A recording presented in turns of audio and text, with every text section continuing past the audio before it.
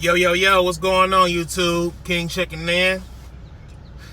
Another day, another dollar. Over here heading in the yard, about to go over here and get a 120-day inspection. Woo-hoo. Woo-hoo. Follow with me. I just might be in your hood. Fuck out of here, man. You dumbass niggas. You niggas is silly out here trying to look cute and shit, man. I just might be in your Niggas wanna come and talk to me about all this dumb shit. Before I start this video, I want y'all to check this website out, Atomy.com. Atomy.com. Please use the user ID and the link in the description below. It's a very great product. It's an herbal extract dietary supplement. This is how it comes. This is a 1-month supply, as an example. Check it out. And here, for people that want to see the supplement facts on the back, and I definitely appreciate y'all guys. So please check it out. Please check it out. Please check it out. All right, now to the video. Yeah, man. You know, you gotta do that 120-day inspection. You know, the parking get real scarce over here. I think it got too many of y'all guys, or too many of y'all guys. Say yo guys. Y'all guys coming over to Landstar, man. Filling up these orientation centers. Because I barely got a parking spot for my personal vehicle. But it's all good, though. Definitely stacked here today. A lot of people coming over. I know somebody coming. I know one guy, he coming over here next week that I know. But yeah, a lot of people coming over. How's it going, brother? About to go over here and start this truck up. But man, I had an extensive weekend, man. How about y'all? How y'all doing? I know I parked over here somewhere. I got back Friday. Missed a dang good load. But I'll get all into that, man. Missed a dang good load. Oh my God, somebody left there. Look at this. Y'all gotta do better, people. Y'all doing work in y'all truck at the yard. Man, stop throwing y'all trash everywhere. That's sad, man. We got these dumpsters all around all the yard. And y'all just let it go on the floor. That's terrible. Even if it's like hazardous and you can't leave it in these dumpsters for whatever reason. I know there's certain stuff you can't leave. Don't leave it on the ground, man.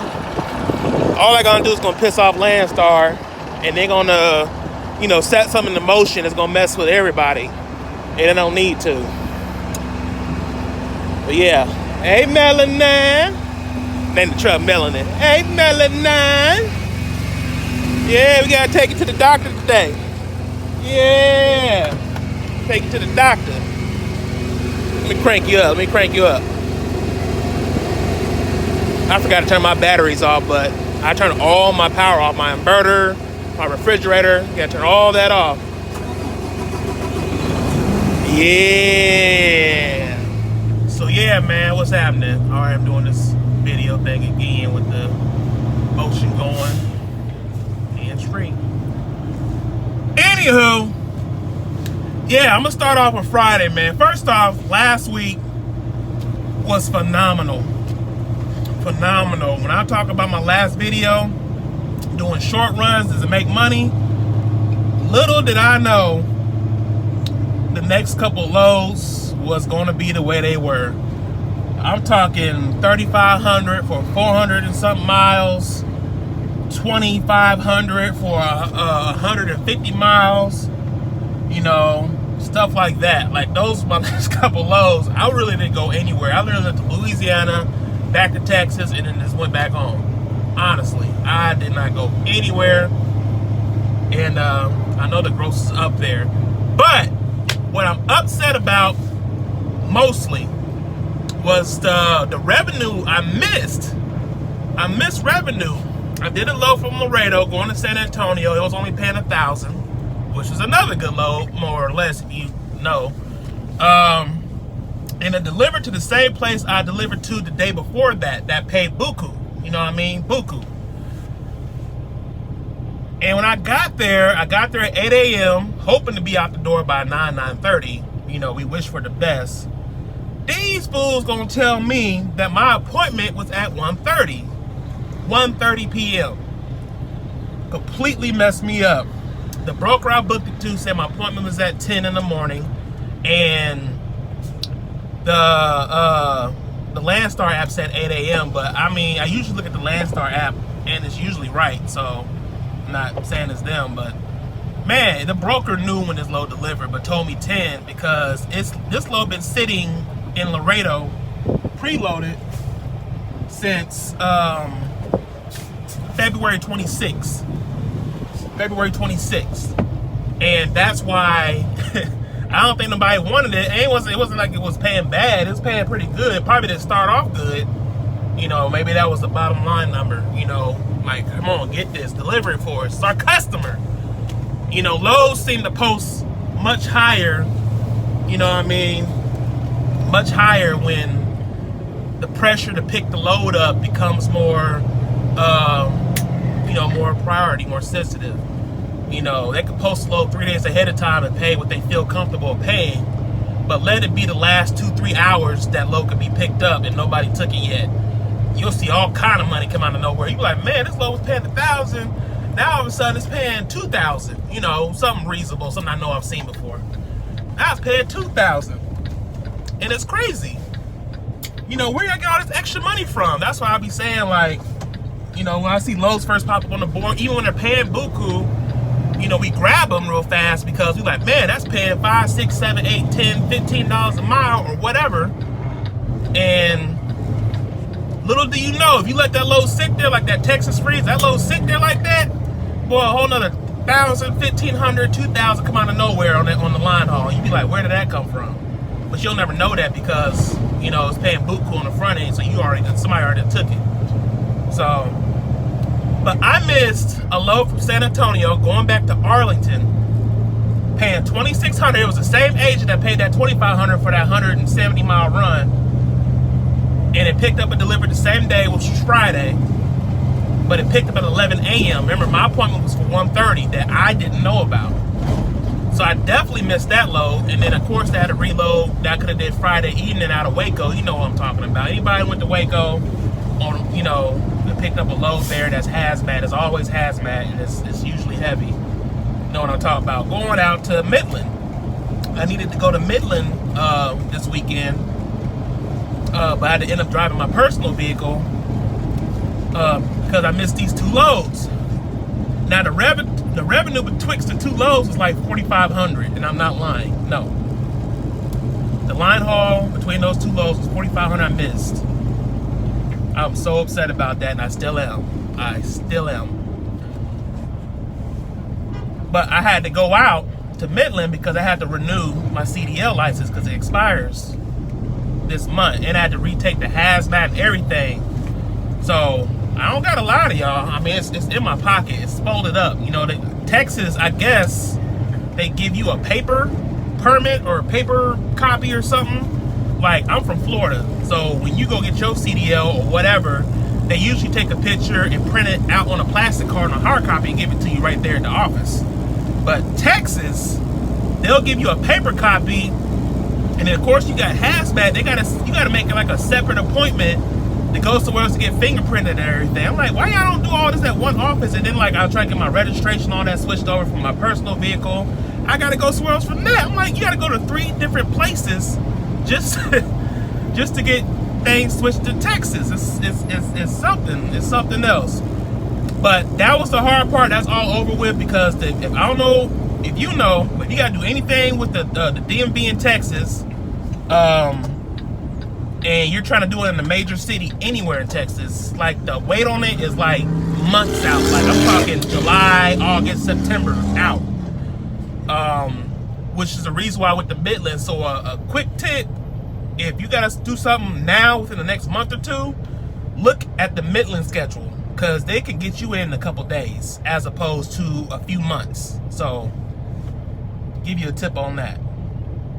But anyways, man, let's go to this place, man, and get this inspection done. I'll holler back at you.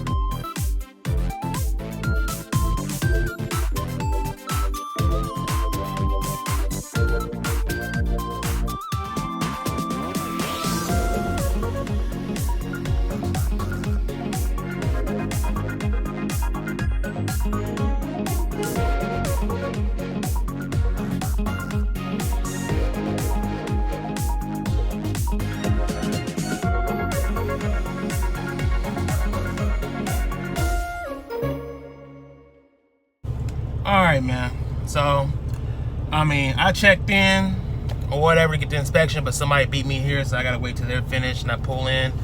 They usually give you this, you know, periodic inspection stuff. They fill out, or whatever the case is, so I'll get to that in a second. But to kind of touch on what I was talking about with the broker, long story short, I got there at 8. My appointment was for 10, but it was really for 1:30. I didn't get out of that place until about 3:30. So I easily sat there for about 7 hours. Am I gonna get attention? No, because the appointment was originally for 1:30 and I got it at 3:30, so they're actually in the right as far as the customer is concerned. I don't know if you can backtrack that to brokers and agents and all that for the information, bad information and stuff like that, but you know what, it's all good. But I ended up deadheading from San Antonio to back up to Dallas. I really didn't have to, but it was kind of like a time-sensitive matter to where I needed to be back at home and focusing on, you know, my license renewal and all that stuff. So as far as the DMV, I guess they call it the Department of Public Safety in this state, in Texas. As far as getting in there, like, first you have to schedule an appointment online. And once you schedule the appointment, of course, show up to your appointment, they check you in. You fill out the necessary documents, like you're switching your license over. You got to fill out a CDL app. You got to fill out if you do need hazmat, you got to fill that out. There's like 4 different documents you got to fill out. I had all those filled out before I even went there, because I actually tried to go to the one in Fort Worth and they were backed up all the way until like July. So at least they gave me a little heads up and I was prepared for that. So once you get in there, I brought all the documents. I mean, they want birth certificates, social security number. I had my passport, 2 pieces of mail at your address with your name on it, your lease agreement, yeah, your current license, your medical. I think I said medical card, but yeah, they need all that. And if you live with somebody and you're not on like the utility bills or whatever, then that person you live with can sign an affidavit to claim that you do live there. So there is a way around that with the affidavit, but the person that lives there that the bill's name is in, you have to have them there with you to sign the affidavit. So bring them with you if that's your situation. So I'm giving you a heads up. I'm trying to give you some, this is all free game. I'm informing them, this is free game. I'm trying to help y'all out. Y'all gotta switch y'all license over. I mean, I'm talking about Texas specifically, but you know, other states as well. But once they get all that said and done, I think I paid like $63, you know, at the DMV. And when I took the hazmat, what they do is they give you 3 chances in 90 days to pass the hazmat test. I didn't fail, so I'm saying they give you 3 times. After that, you got to pay for everything again. Texas says they'll take your money as many times as they want to, as long as you keep failing. So, yeah, just keep that in mind. So I took the hazmat test. And passed it, of course. The questions were different. They were worded different. Now, I don't know what y'all use for practice tests online, but I use a website called CRIST, CRIST, CDL, .com. And when you get to that webpage, you can scroll down to the state you're doing it in. I mean, it really don't differ. The questions really don't differ as far as hazmat is concerned, or maybe to any other test for that matter. But I go down to Texas. They got 4 practice tests, and I kept taking them until I got 100% on all of them. Like, I would just, you know, of course, to help to read the book and all that good stuff too, educational purposes. But using that knowledge on their actual hazmat test is 30 questions, not 20 or 25. It's 30 questions. And the way that Texas do it, when you do answer the questions, they don't tell you if you're right or wrong as you're doing them. And you can't skip questions either. So if you see a question that you really don't know the answer to, you're going to have to answer it. You can't skip over it like other states. Other states will skip it and put it into the back of the test, and then they just keep throwing you questions. No, you got to answer their questions. Don't get scared. Don't get too scared. I mean, it ain't that bad. if you really do know your stuff, then just answer the questions and, you know, pass and keep going forward. At the end of the test, it will just simply let you know if you passed or failed, how many questions you got right, how many you got wrong. If you pass, you go back up to the front.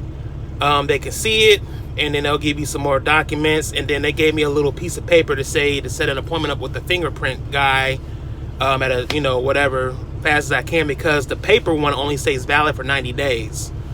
And if you don't do nothing within 90 days after passing your hazmat, it starts all over again. So yeah, you might want to get your fingerprints. So if you got some in your background, you be like, don't even do hazmat. Don't do it. But yeah, so I did that, and I did that today. I did my fingerprints. That process was fairly easy. Their appointments is not backed up like the DMV is. I mean, I literally got in the next morning. I walked in. It was in like a print shop. They pretty much just took each hand, each fingerprint, all that good stuff. That charges about $75, heads up. $75 to do that part. And then they say for new licenses, people that switching over typically take a few weeks, whereas license renewals take about a month or two. So I just gotta wait for my hard copy in the mail. But yeah, I done took the fingerprints, got the receipts and all that, so I'm gonna update Landstar so they don't flag me.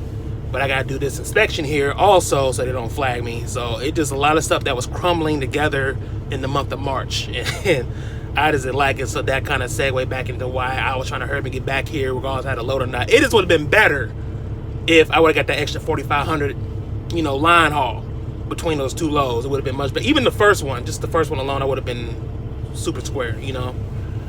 But I don't know, I had a great weekend. I'm gonna do this inspection here. Guys pulling out now. I'm about to pull in, so I'll let you know how that go before this video ends. So keep watching. All right, y'all. So did the 120-day inspection, passed with flying colors. Yeehaw! You know what I'm saying? Sometimes you just gotta giddy up, man. Got that out the way. Sent everything into. Well, I had to send everything into operator compliance and into